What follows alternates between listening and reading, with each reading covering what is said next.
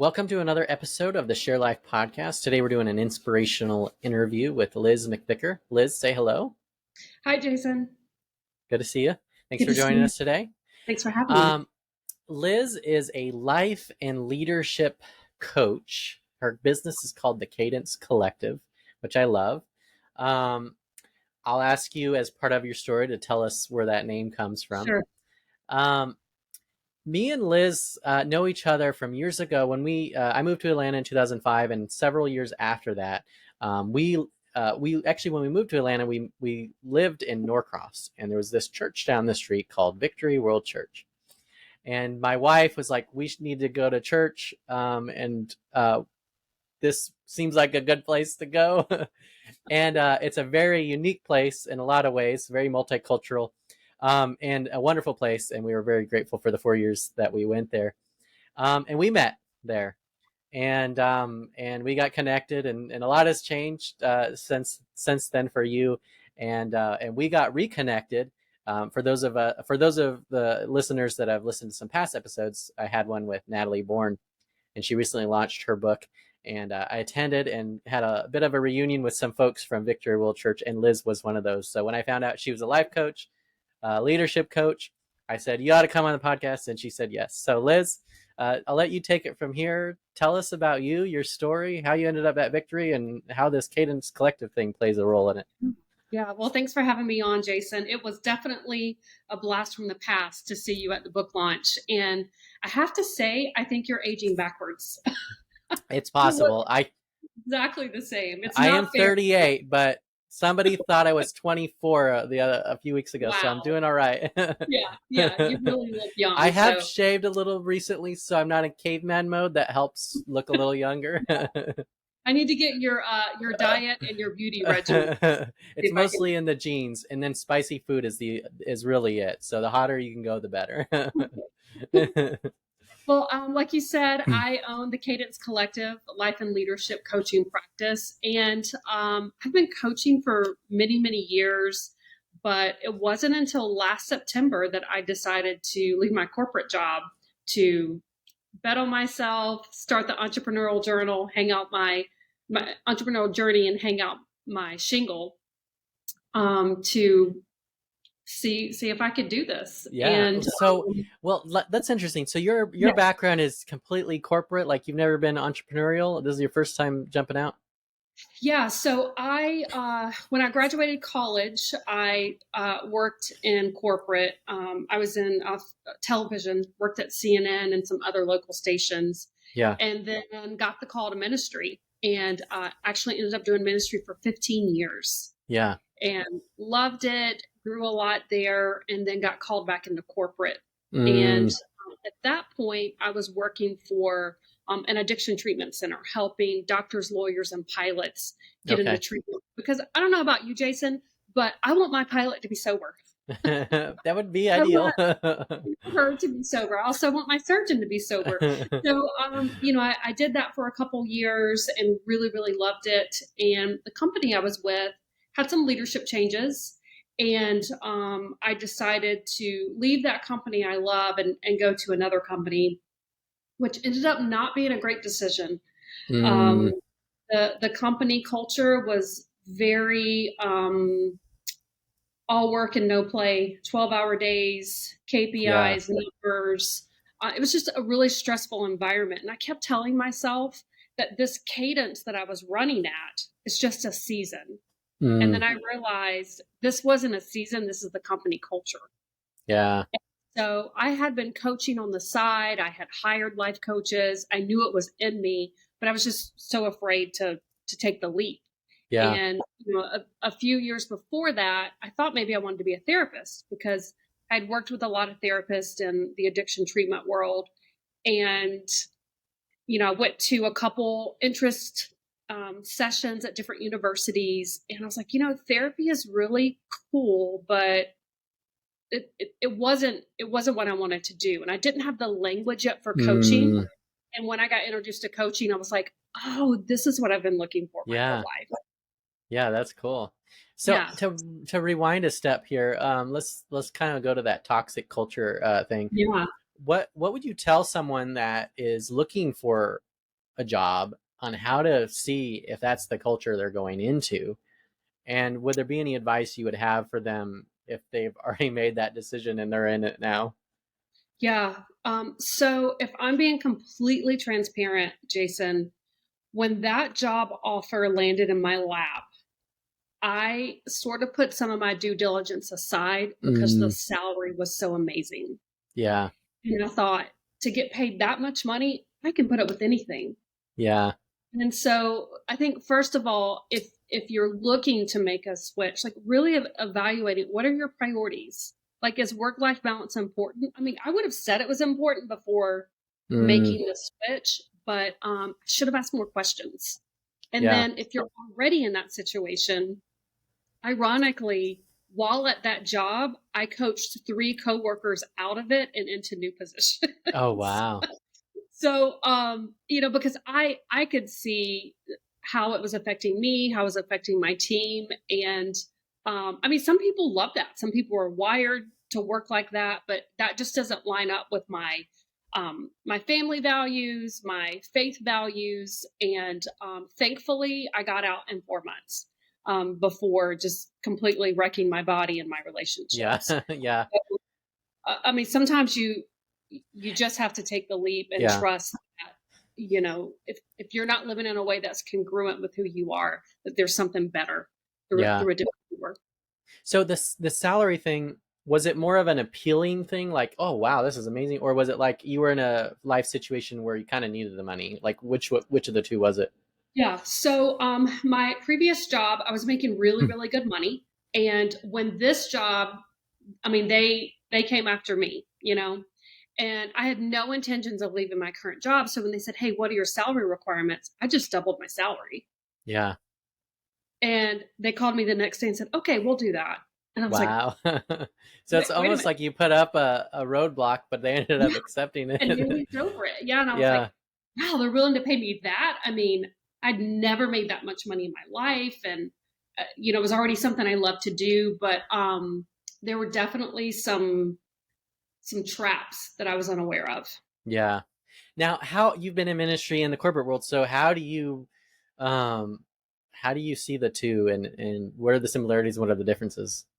Gosh, yeah, that is such a loaded question, right? Like a lot of similarities in that people are people, right? Like I think sometimes when you know people come on a church staff, my husband is also in full-time ministry, and when we were working together, new staff members would come on and they'd be bright-eyed and bushy-tailed and have Mm, all of this excitement about working on a church staff, and we would pull them aside and said, "Hey, if you want to make it in church world, then you got to deal with offense in your heart because you're still working with humans. Like just because those humans are of Christian faith doesn't mean they're, always going to do the right thing, say the right thing. And you're not always going to do the right thing and say the right thing." So, yeah. kind of helping new staff members kind of temper that expectation. But from a similarity standpoint, I mean, there's a lot. Like you work hard, you work long hours. Sometimes the motivation is just different than corporate. Yeah. Does it feel more meaningful then in that regard? And is that meaning actually real, or is it just what we tell ourselves? Yes, and so when I worked in full time ministry, I really felt like ministry was in the 4 walls. And then once I got out of ministry and worked in corporate, I realized I was still in full time ministry. It was just packaged differently. Yeah. I was bringing healing to people in a different way through addiction treatment Mm, and still taking who I was in essence and who God was in me out to the world. So, in a lot of ways, I felt like I was more in ministry working in yeah. corporate Yeah. but, Yeah. but both are equally as valuable. I think a lot of people think if you work in a church, then you're in full time ministry. And I would challenge that and say, if you are a Christian, you are in full time ministry, regardless of who your employer is. Yeah. And I agree with that. And I think Yeah. sometimes people have this call to ministry in a general universal sense. And I think my general recommendation to them is um to minister. One, God might be trying to minister to us. Yeah. Two, he might be asking us to minister to others that are around us. It may not necessarily have to be a formal thing. If you go through those steps and then it's still you feel that call, then I think then maybe explore it. But I think sometimes we maybe confuse that call with the other two options. Yeah, I mean, like my husband, for example, he has been in full-time ministry for, I don't know, maybe 17 years or something. He is called to the full-time ministry. What he Hmm. does, the gifts he brings, and it's a perfect fit for him. And it was a perfect fit for me for so many years. But just because you're called to it doesn't mean God can't change his mind or Yeah. change your plan, or, just being open and listening to what he has for you in that season, I think is super important. Yeah, and letting those prepare us for the other seasons Yeah. that are ahead. Now, Yeah. what would you say? So, I have some extended family that has worked in the ministry world, and it actually made them pretty cynical and kind of talks about what that kind of hits on what you were talking about. Um, so, what would you say to one? What would you say to people going into ministry, like how to prepare themselves before they go in, so they don't become that cynical person? And then, what would you say to that cynical person that's like, wow, sometimes it seems like Christians are even worse than the rest of the world. Yeah. Um, Unfortunately, I mean, I don't know your family, but I know a lot of people like your family.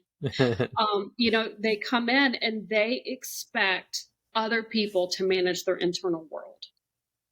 And when we do that, we do get cynical, we do get offended, we do get hurt.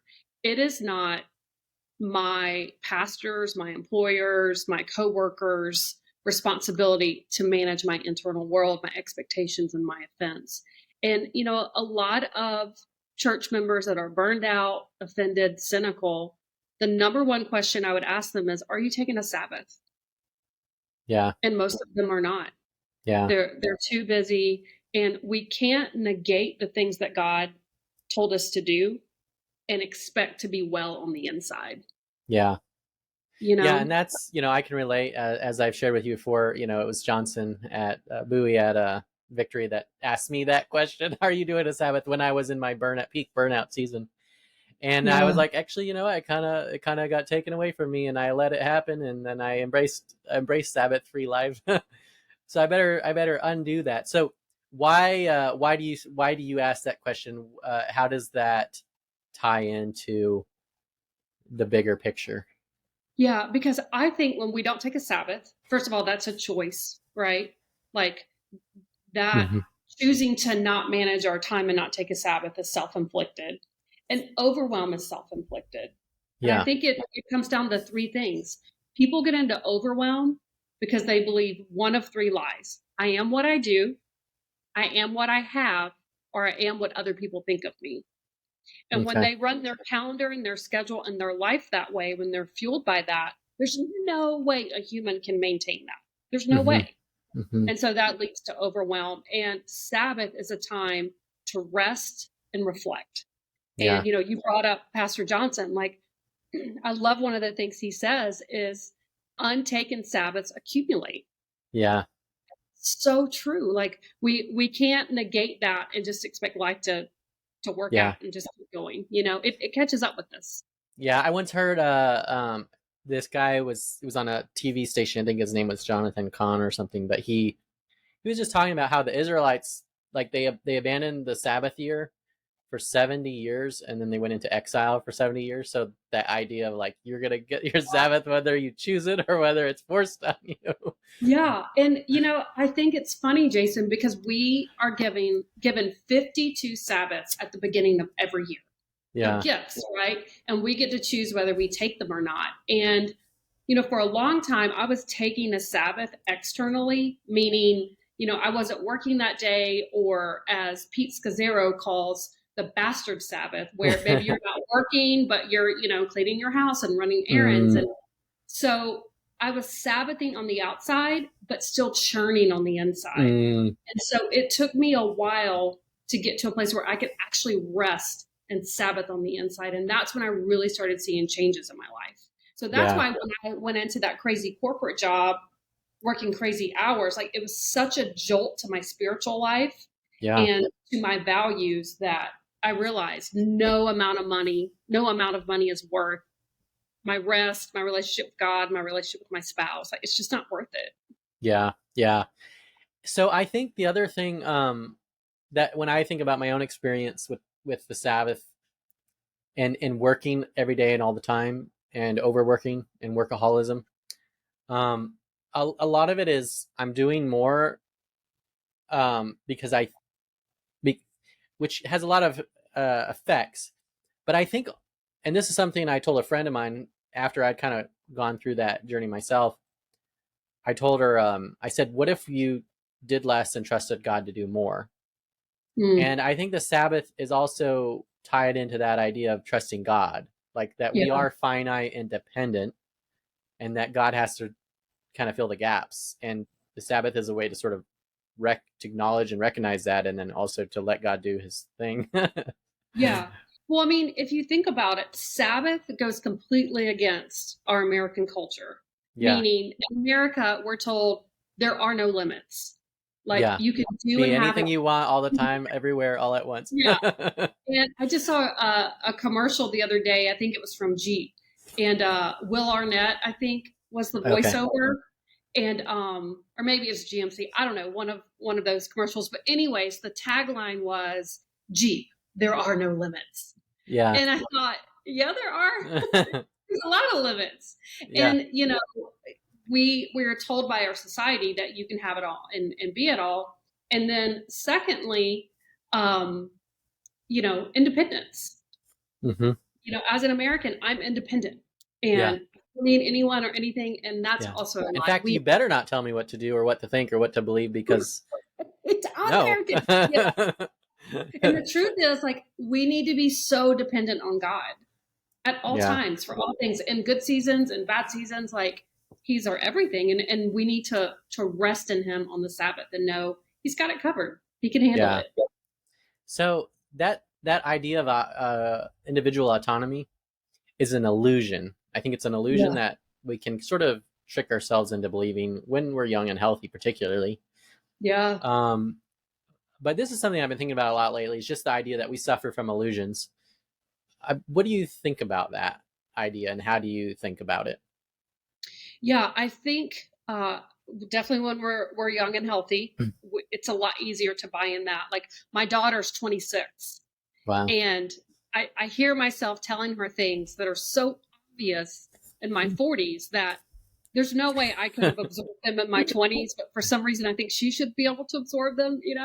But I think as we begin to get older and we realize, you know, no amount of money, no herbal supplement and perfect health and like those things, everything is shifting, right? And like if we try and control and make sure our world is in a place of perfection, it's not, we're never going to obtain it. It's Yeah.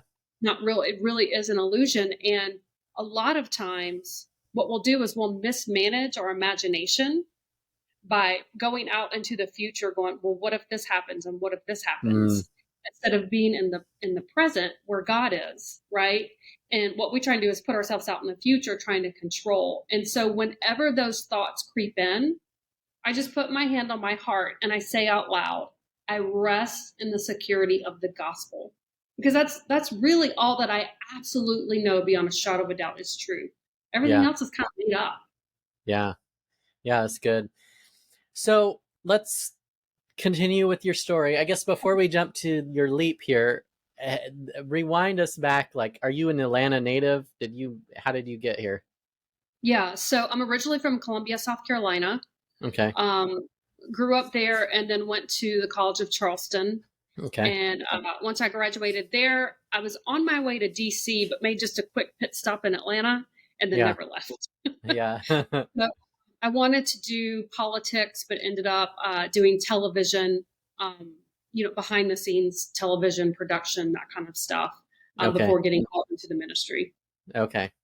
Yeah. Now, this because you're from South Carolina, I'm from Arizona, so I moved to the South, and the dynamics here, particularly when it comes to race, are very different Yeah. than what I experienced. So I'm curious if, and then you were also involved with Victory World Church, which is it has over 100 different countries represented, and there's a large population of Black people and Hispanics, and just all a mix of. It's not a fully white church. as a lot of churches can be, that diversity is there. But you also grew up in the South. I'm curious if you have any particular insights or experiences that have shaped who you are because of those particular aspects of your story. Yeah. So I grew up in, predominantly white circles. And when I moved to Atlanta, a girl at my job said, "Hey, do you want to go to my church?" I said, "Yeah, I don't have a church. I'll go with you." And she was African American. And I walked in, and there were all kinds of races at Victory. And my first thought was, "Oh, this isn't for me." Mm. And then I realized, am I a racist? I think I might be a racist. And so it was actually the first thing that God started working in my heart with. It wasn't that I consciously thought I don't like people of other races. It was that I was unwilling to have a meal, be friends, and I mean, at the root of that is Yeah. racism. Yeah. And so that was really the first thing that God really uprooted in my heart when I started going to Victory. And now when I walk into an environment, whether it's church, whether it's corporate, and there's all white people, it's very uncomfortable for me. Yeah. But, where's the diversity? And, Yeah. on the opposite end of the spectrum, my husband, who was white, grew up in downtown Atlanta, where he was the only white person. And so, we joke and say he didn't even know he was white until he was like 14. So it's just really interesting that we brought our two cultures together. And I'm so glad that that veil was lifted off my eyes in my 20s, because the richness that I've gotten to experience in other cultures and other races, and the unity and the reconciliation has really been impactful in my life. Yeah. So obviously there are those folks that would be considered, or that are just blatantly racist, right? But I think for a majority of the population, they probably fall more into the camp that you're describing. So Yeah. what would you say to them? I think sometimes it can be so hostile, Yeah. the cultural dynamics.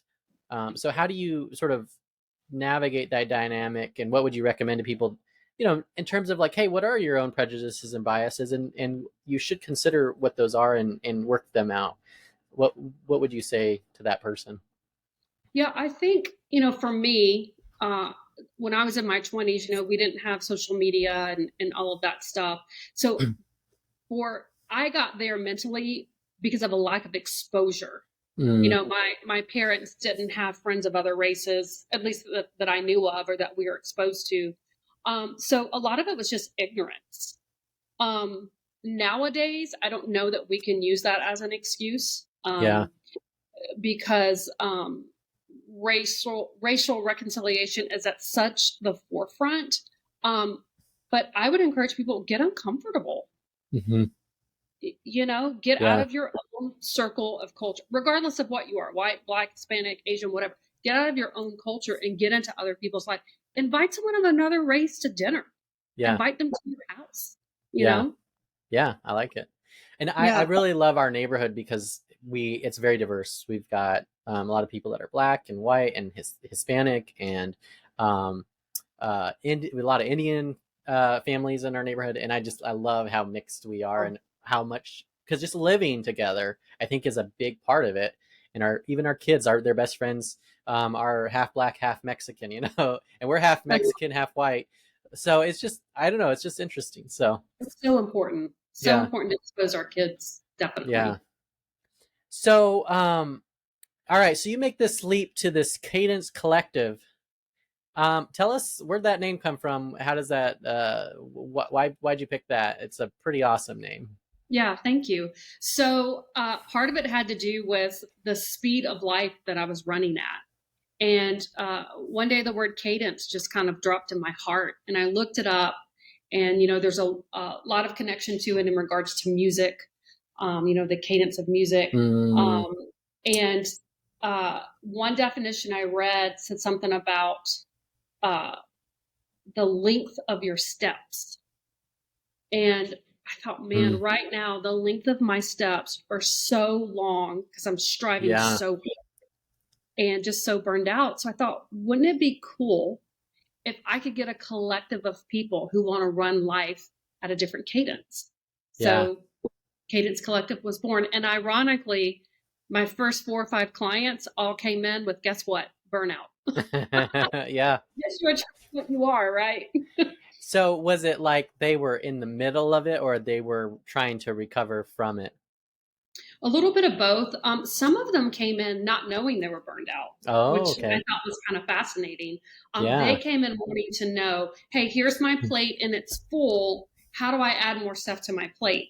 Yeah.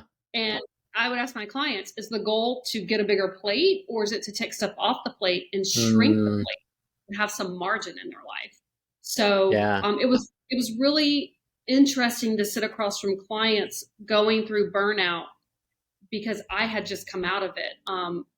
Between my quitting my corporate job and starting my company, my husband said, "You have to take a break, like Yeah. not a organize the house kind of break and catch up on things that have fallen through the cracks while you've been overworked, but literally take a break, rest." And restore, and that's what I did, and it was so needed, so needed.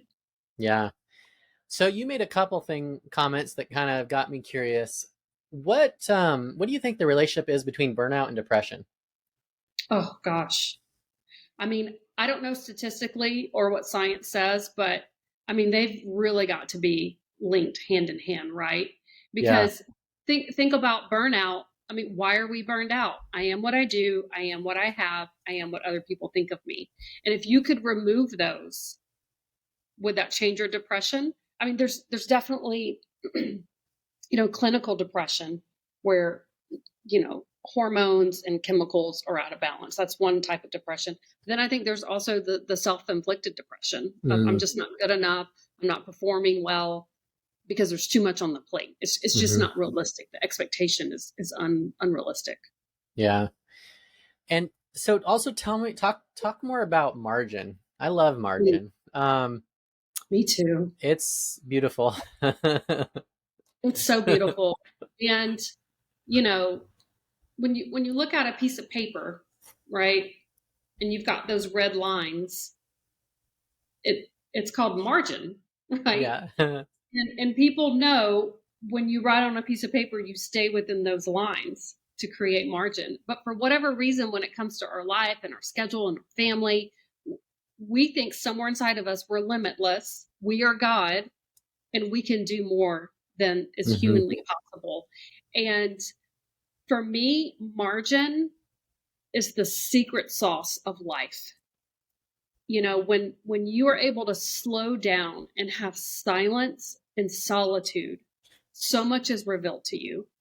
And I have seasons where the margin sometimes gets a little small, but I pull back and remember, okay, I know what it's like to live without margin.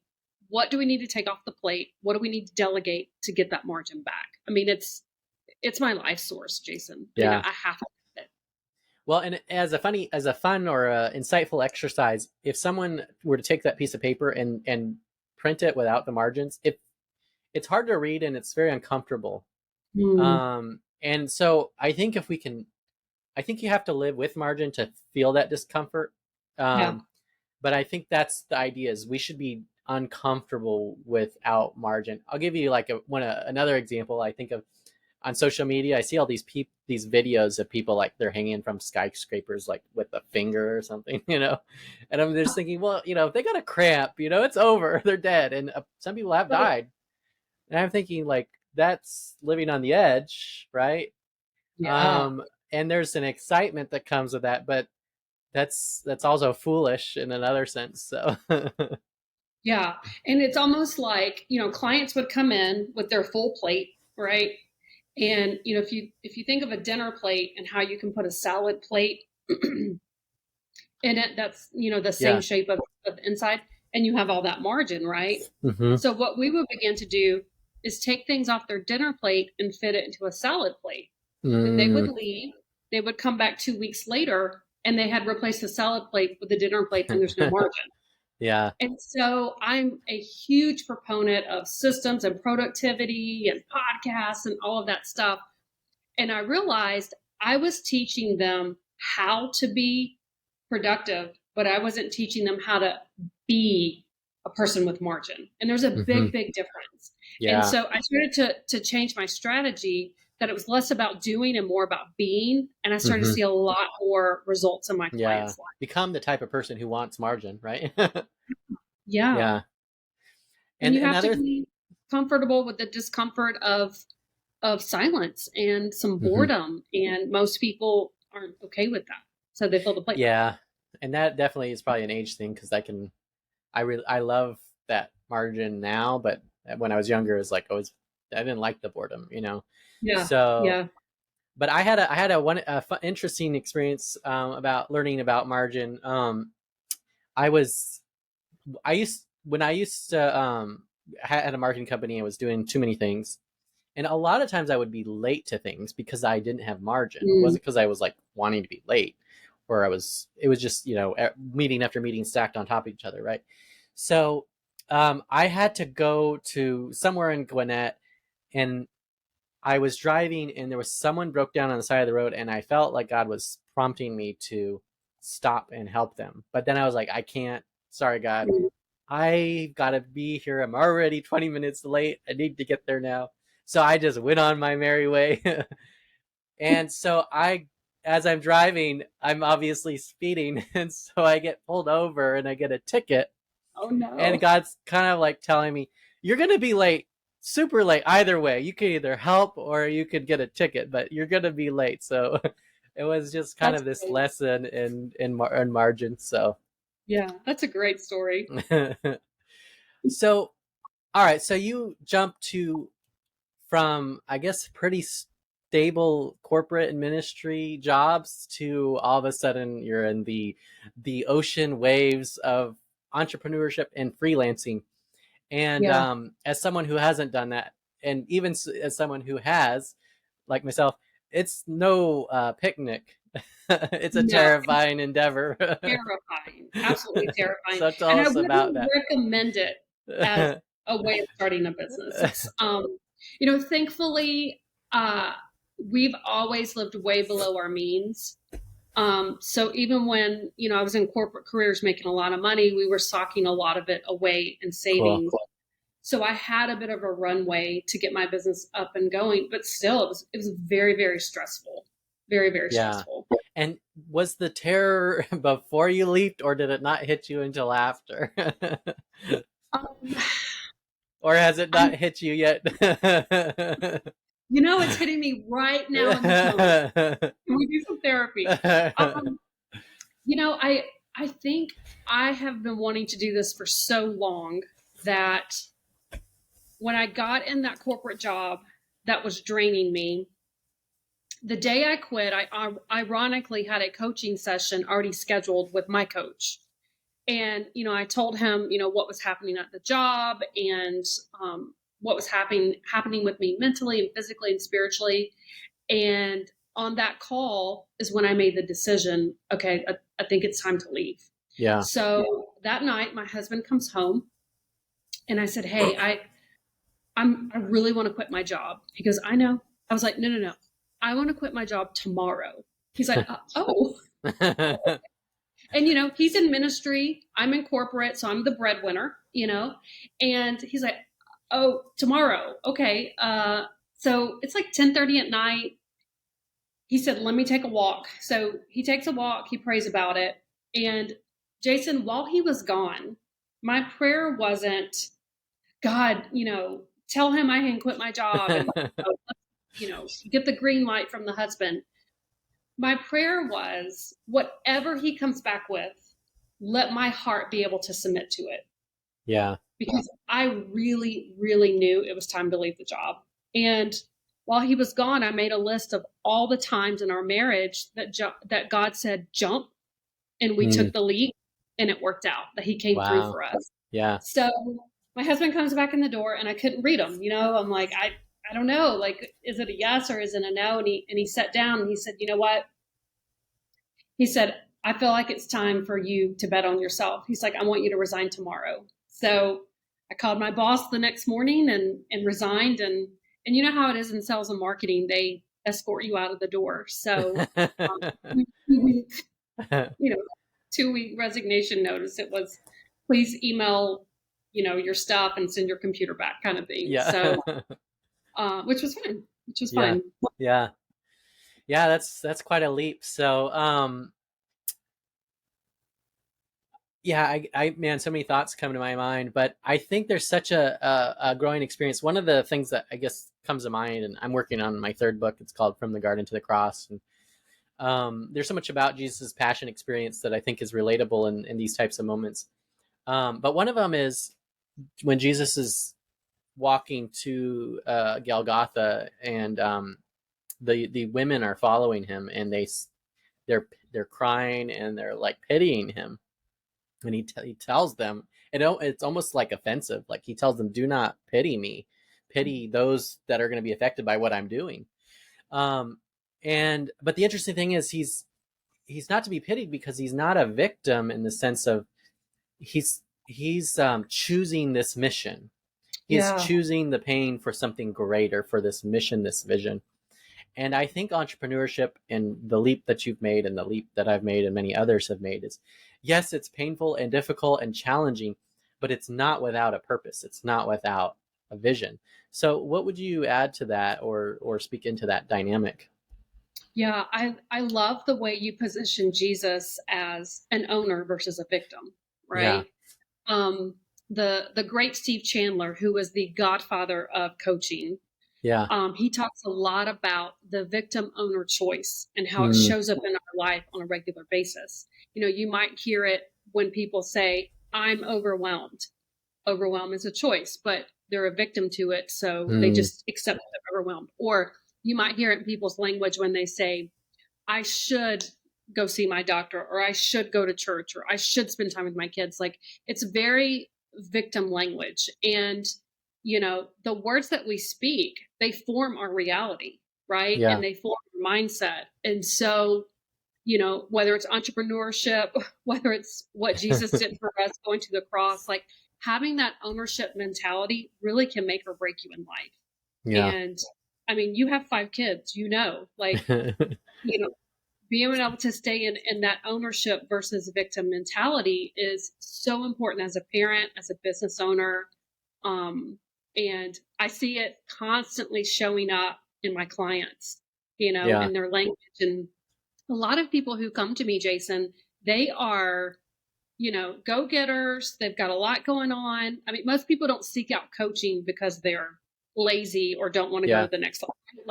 And so whenever this shows up in their language, I'll usually send them Steve Chandler's recording called Hmm. Victim versus Owner, and they're offended. Like, why would Mm, you? Why, I'm not a victim. yeah. And it's sneaky, right? It's really sneaky how it creeps into our thinking and Yeah. our language. So, Yeah, and it's uh, definitely polluted our politics on both sides of the aisle, yeah, and we revel in it, and yeah, it can be a nasty thing, and I think it shortchanges people that are truly victims or in a victim situation yeah, as well. yeah, absolutely. So you're a coach, life coach.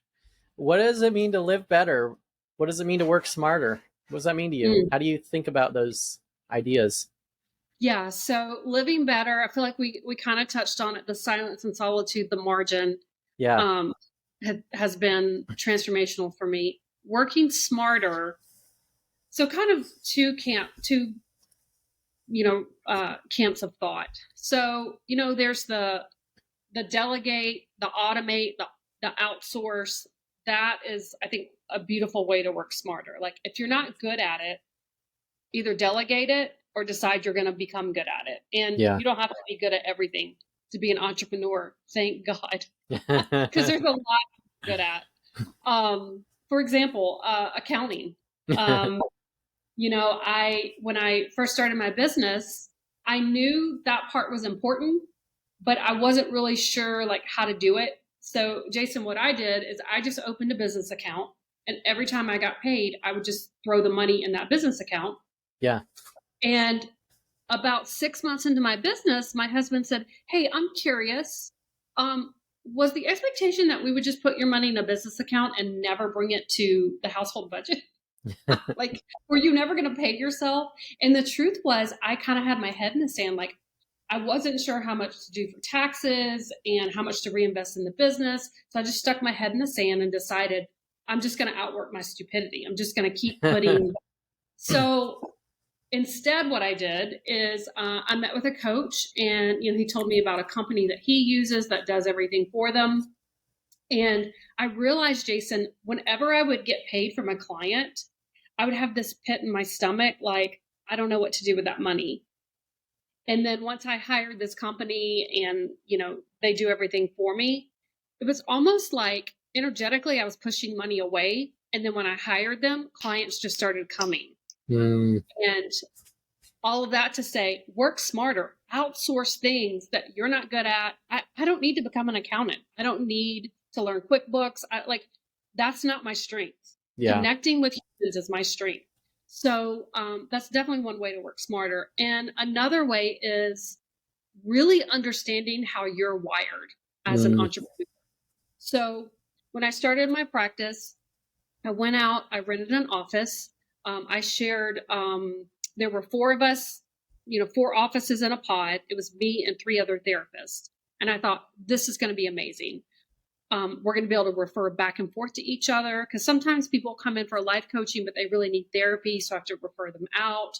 I'll have colleagues that I can bounce stuff off of.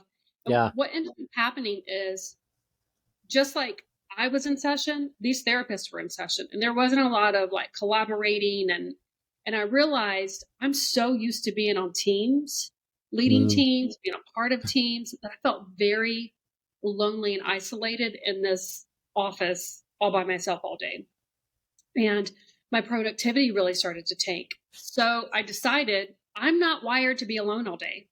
It's just not who I am.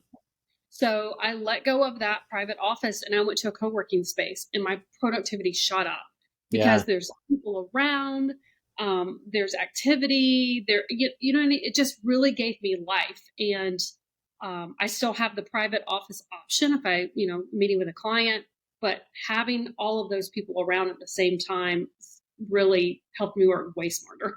Yeah. No, that's cool. And I think it's so interesting how when we make such a dramatic change, going from working for corporate company and as a team, and then going to yourself, doing your own thing, and how we learn about ourselves. I mean, one of the things when I shut down my marketing company and switched to freelancing, one of the things I learned about myself was that I love the team, but for me, the team was also a shield. I used the team as a shield, and so in terms of conflict or whatever it might have been, and so now as a freelancer, I'm like right on the front lines, right direct with the client, with whoever it is. And if things don't go wrong, like I'm the one where the buck stops, right? So that was an interesting thing I learned about myself by experiencing something different. That's some fantastic awareness. Yeah. Thanks.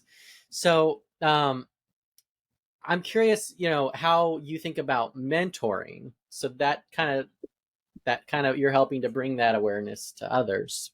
But your business model is almost like, hey, you're a professional mentor, right? So tell me how you think about mentoring.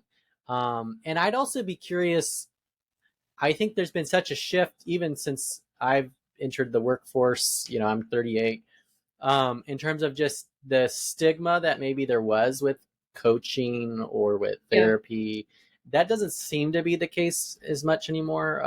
And I don't know how that kind of plays a role, but mentoring and coaching, those seem to be like a positive, let's go do it thing, versus before it was kind of maybe either looked down upon, or maybe it was just people didn't really show you how to do it. I don't know.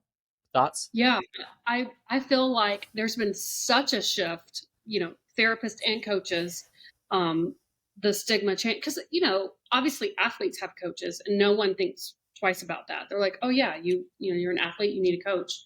And not that athletics aren't important. I mean, obviously they're important, especially if you're, Tom Brady or LeBron James, but how much more important is a coach for your life? There's so many areas that we get stuck in, and having someone, I like to say, when you're in the jar, you can't read the label, whereas as a coach, in fact, it's all probably backwards if you try. Yeah, that's a great point. I've never thought about but as a coach, I'm on the outside and I'm able to read the label and help you Yeah. see things you can't see, you know? Yeah. So, sometimes people come in and they need a therapist, but maybe there's still stigma there for them. They Hmm. kind of take a baby step into coaching. And, when that happens, I refer them out Mm, to a therapist. But, a lot of people ask, what's the difference between a therapist and a coach?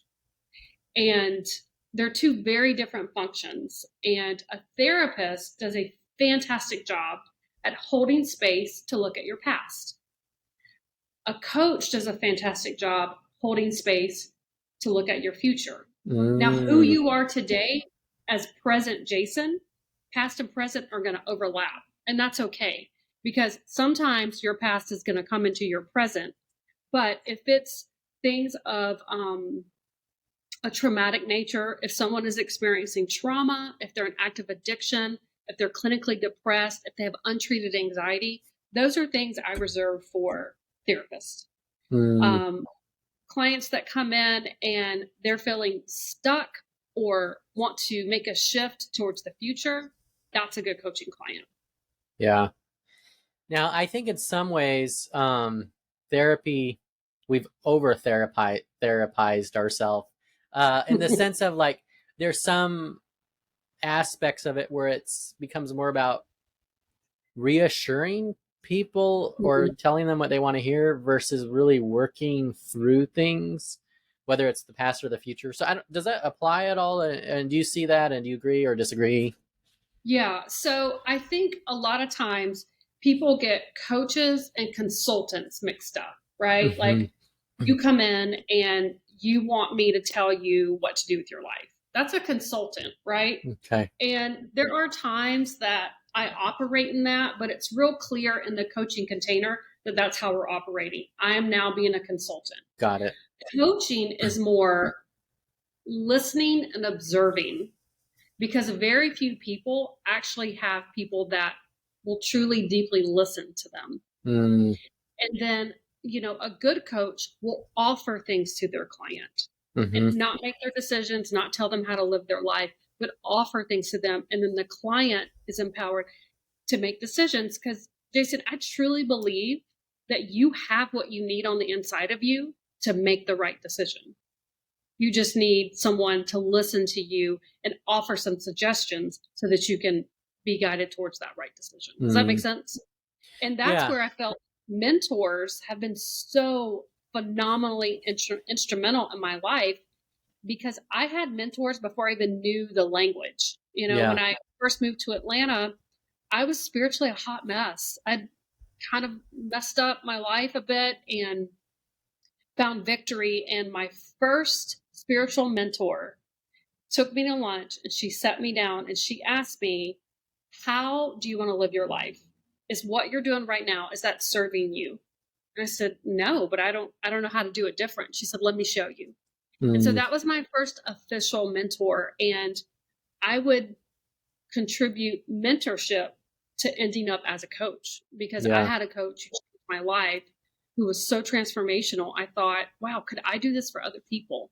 And Yeah. so that's how I kind of landed up in this field. Yeah. So, how would you differentiate, or where is the overlap between a parent and a mentor? A parent and a mentor. Yeah.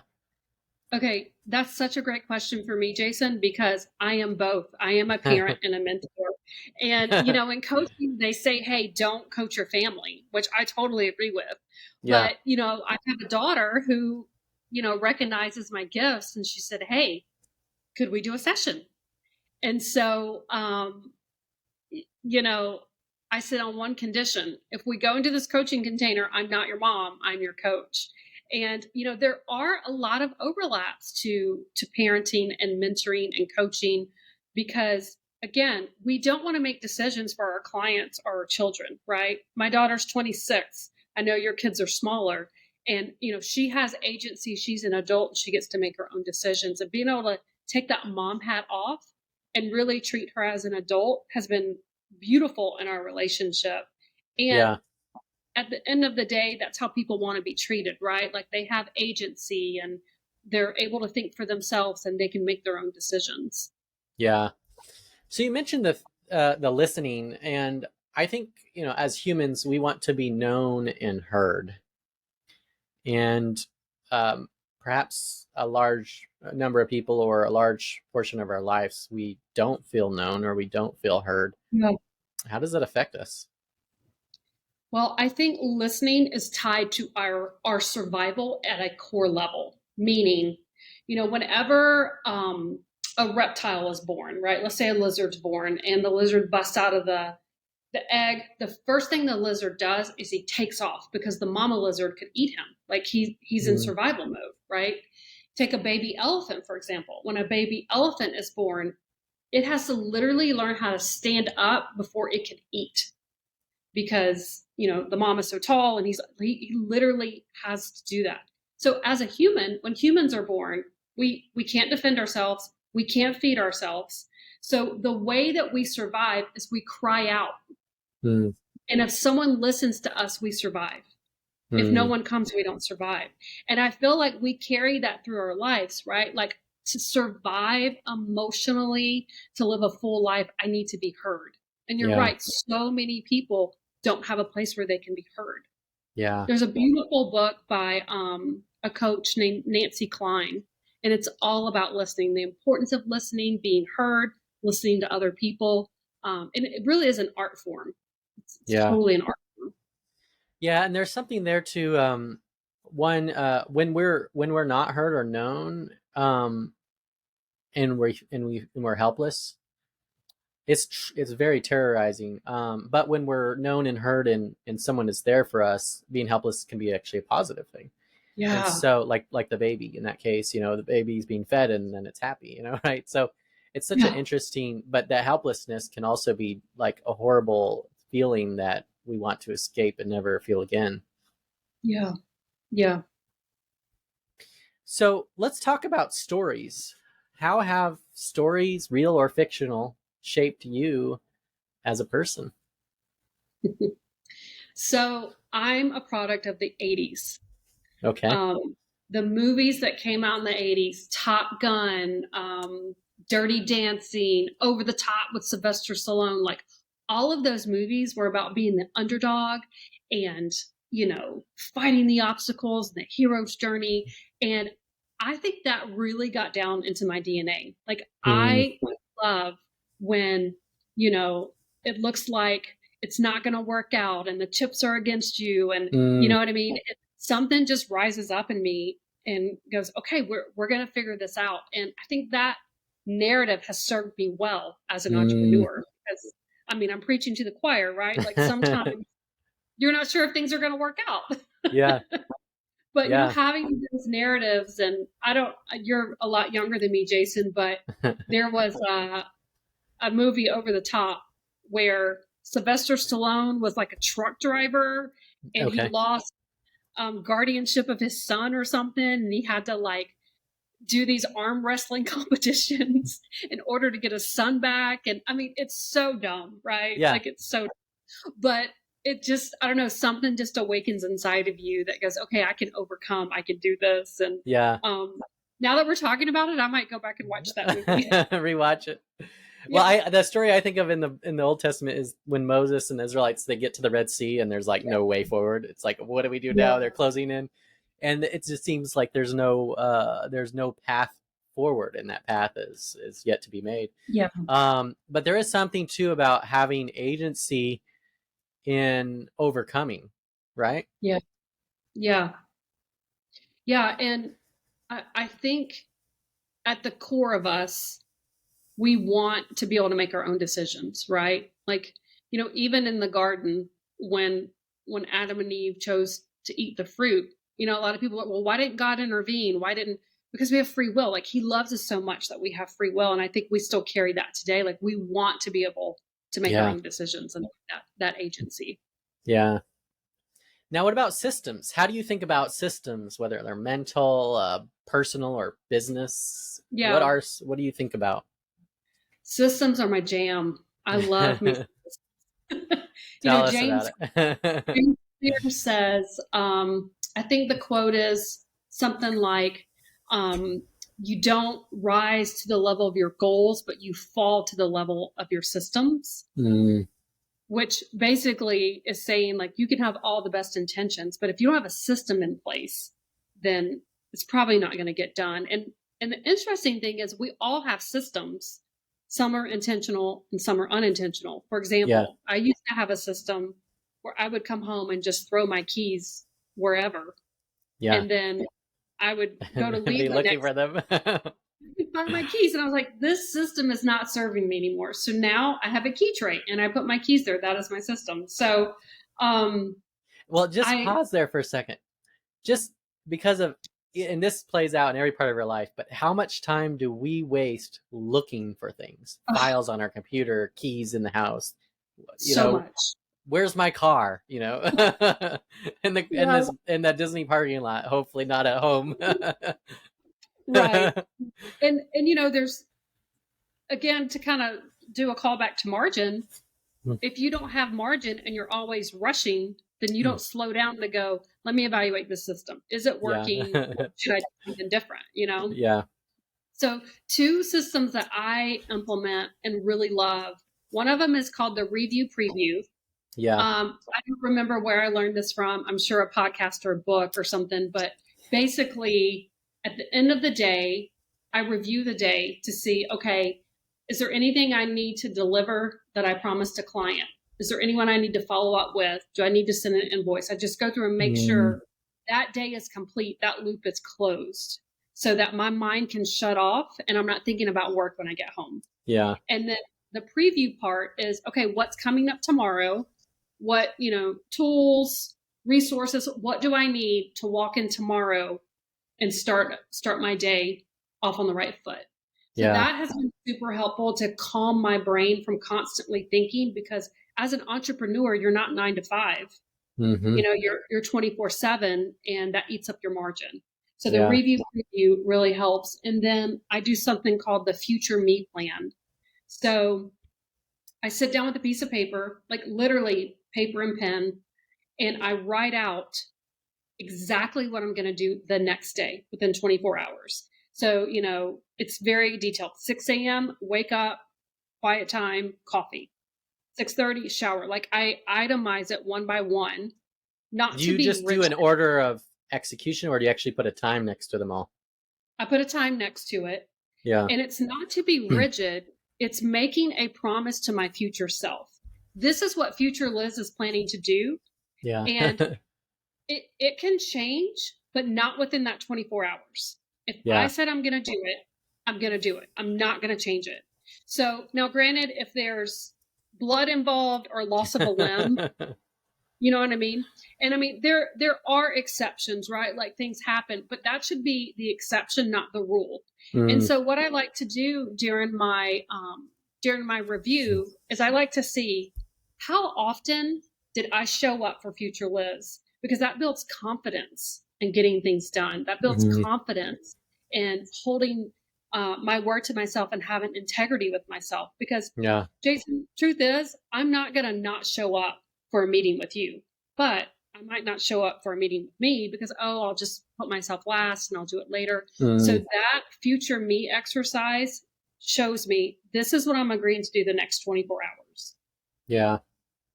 So you talk about past and future you, and I'm working on my book, and it's been hard. I've been working at it almost 3 years now, and I am very grateful for all the work past me has done. And I felt that way even about like the other 2 books that I've written, The Jump Path to Freelancer. Like I'm very grateful for what past me has done. So it's an interesting idea to think of yourself as another person in a way. I'm curious where that comes from for you and how that helps you. Yeah, so I actually like to think of myself present, future, and past, right? So sometimes when I feel like I've hit an obstacle and I'm not sure how to move forward, I'll pause and I'll ask future Liz for wisdom. So if you were to conquer this obstacle, how did you do it? And it really allows your brain to open up and get super creative. Well, here's what you did. You reached out to that person, you overcame that, you know what I mean? Like it Mm-hmm. really starts to give you the freedom to get creative, because a lot of times when we hit obstacles, we want to look for the answer out there. We want to, call a coach, call our mentor, Google it, go on YouTube, versus just taking a moment and getting still and going, okay, if I had conquered this, what Mm-hmm. did future Liz do to make this happen? Yeah. Because the answers are within us already, right? Yeah, that's interesting. So, um, when sometimes I guess when you hit a sometimes it maybe is best to not overcome it. So how would you differentiate that versus overcoming it? Meaning, like, if I had an obstacle that I failed at, Well, maybe it was like an obstacle that you could brainstorm overcoming, and that may be the appropriate step. But maybe this is an obstacle that's revealing that maybe this, like, maybe even like the money thing, like we talked about delegating, that this is an obstacle I should overcome, or maybe I should delegate it, or maybe I should just stop. Maybe I'm doing a part of a service in my business that maybe I just need to stop doing that altogether. Right? yeah, that's a Yeah. good question. Yeah, so I think some self-awareness of, like, the money example, for example, like, I could have YouTubed and spent a good 15, 20 hours trying to figure out QuickBooks and, what's compliant in the state of Georgia and my LLC and my S corp. I could have researched all of that. I'm very intelligent. Given some time, I could figure it out. But you have to evaluate, how does that affect future Liz? If I Mm-hmm. spend 20 hours figuring out how to be an accountant versus paying someone else to do it, when I could be out in my zone of genius Yeah. coaching people. I'm a really, really good coach. I'm an awful accountant.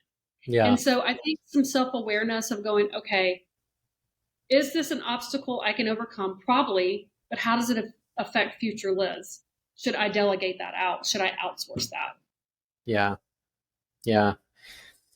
What else? What parting words of wisdom do you have? What else did you want to share that we haven't gotten a chance to talk about yet? Yeah, I feel like we've gone in a lot of fun directions today. I love talking about coaching, as you can tell. Yeah. I would say just, I would encourage your listeners and your viewers that, we have maybe 80 to 9 years on this planet if we're lucky, right? And I truly believe, Jason, that everyone has greatness on the inside of them, but we don't all know how to extract that greatness. And, we put obstacles in the way, there's fear. I just want to encourage you, go for the greatness. Like, whatever you have to do to get the obstacles out of the way. If it's, writing the book, having the baby, starting the family, taking the leap to start the business, whatever it is, don't die with regret. Yeah. Go after what's inside of you. Yeah. So what would you say to the person that's like, okay, that sounds great, but you don't know me, you don't know the bad things I've done, you don't know the ways I failed. What would you say to that person? I would say, I bet I do know you, because you're not unique. We've all failed. We've all done some really dumb stuff. We've all made mistakes. And I would say that is the victim mentality creeping in, holding you back, because our brain is wired for two things: safety and efficiency, right? So, for example, when you drive to work, well, you don't drive to work, you walk to your to I your walk through the garage. garage and then I come in. Yeah. But when you're driving to work every day, your brain doesn't really remember. You know what I mean? Like, how you get to work, and Mhm. you're like, how did I get here? It's because your brain went, okay, you do this every day. So what I'm going to do is I'm going to automate that and put it in your subconscious, Yeah. right? So then when you have thoughts that are constantly going over and over, like, I'm not good enough, I couldn't leap, I couldn't, go after my greatness, your brain goes, oh, okay, let's be efficient. That thought's coming up a lot. I'm not good enough. So I'm going to put that in the subconscious and I'm just going to automate it. So now you're walking around with automated thoughts that really aren't true. Mm.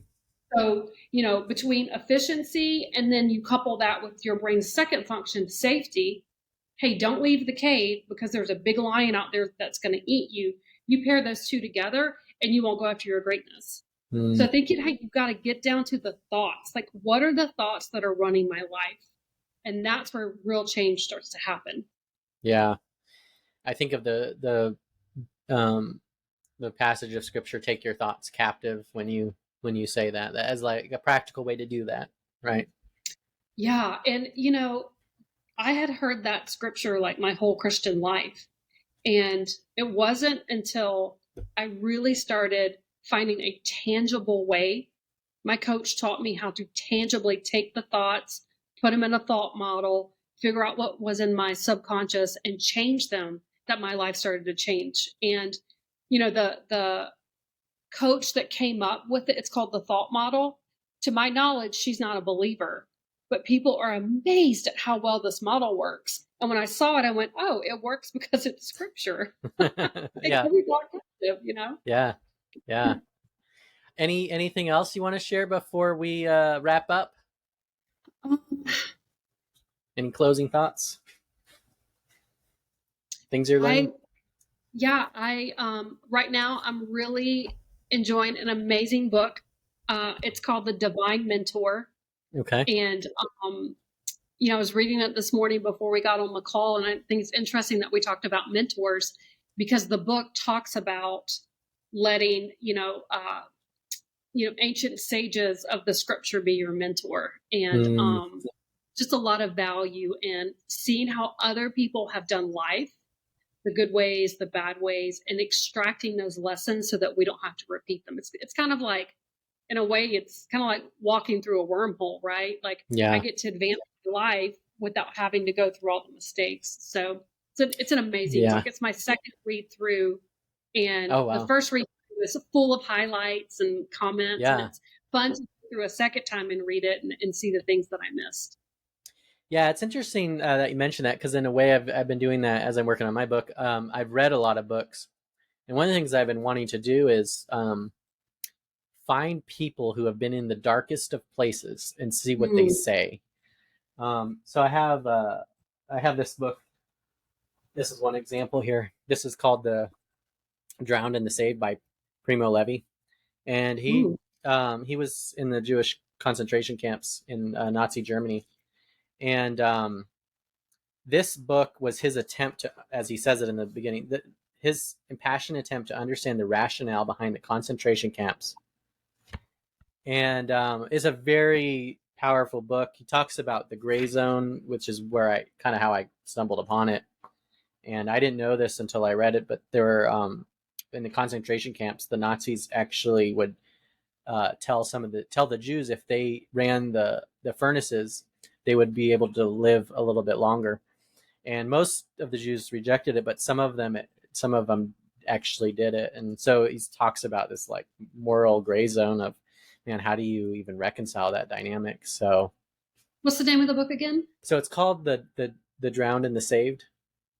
That sounds amazing. So many powerful insights, but I've read a lot of these, and part of it is, I've had my own experiences, ups and downs and dark nights of the soul. But there are some things I'm just never going to experience. But I want Yeah. to learn those things, and I think they relate to the cross, because I think that's where they all intersect. Yeah. Have you heard of Viktor Frankl's book, Man's Search for Meaning? I have heard of it, and I've read some quotes and stuff, but I've never actually read that one. Yeah. So It's very impactful. If you like what you're reading now, I think you'd really like this one as well. yeah, well, so let's say someone is interested in, hey, Liz, I want a coach. I need a coach. You're the coach for me. Like, who's that person? What do they look like? Who would be the right person or leader or team to go, hey, we Yeah. should talk to Cadence Collective? Yeah. I would say the ideal client is someone who is well walking, meaning, they're not struggling with, uh, active trauma, active addiction, those type of things. They're well walking is what we kind of call it in the industry. And maybe they're stuck trying to get to the next level, or maybe they know there's more on the other side, but I need someone to help extract it. I need someone to help get it out of me. I have everyone from students to CEOs. I have a lot of female entrepreneurs. I think, you attract what you are. But yeah, if you are human with a brain, I could probably help you. And are there any specific types of problems, like burnout, or I think we talked about that before, but any Yeah. particular maybe seasons of life or triggers that someone might go, oh, that would probably be a good time to talk to a coach, that maybe they hadn't thought about a coach as an option to deal with that? Yeah, I think any major times of transition. Mm-hmm. So transitioning from jobs, transitioning seasons of life. I have one client who just recently became an empty nester. Now she has all this time and she's not really sure, what's next. I have a CEO that went through a pretty rough season in his career, took a break, and is now back in a CEO position. So anything that deals with transition Mm, would be a good time to reach out to a coach. okay. And your website is thecadencecollective.co. Did I get that right? Yep, cadencecollective.co. And if you are interested in learning what it might look like to have a coach in your corner, um, on my website in the top right corner, there's a section that says complimentary session. And what I offer is 60 minutes of a complimentary session of actual coaching. This isn't a discovery call where we get on and I talk all about my business and my packages. And no, this is 60 minutes focused on you. And the best part is it's a gift. There's no sales pitch at the end, no strings attached. We could get a lot done in 60 minutes. And, this is for people who either they've tried coaching in the past and maybe didn't have the best experience, or they're absolutely new to coaching and they just want to see, like, what does a coach do? I'd love to gift you that experience for your listeners. Okay, cool. Yeah, so they can just go to your website, cadencecollective.co, and click that button. Yep. Fill out the Um, form, reach out. cool. Anything else on that front? No, I feel like we covered a lot today. I really appreciate you letting me be on, and a lot of fun conversation. Yeah, yeah. Well, thanks so much for sharing your life with us today. Yeah, absolutely. Thanks, Jason.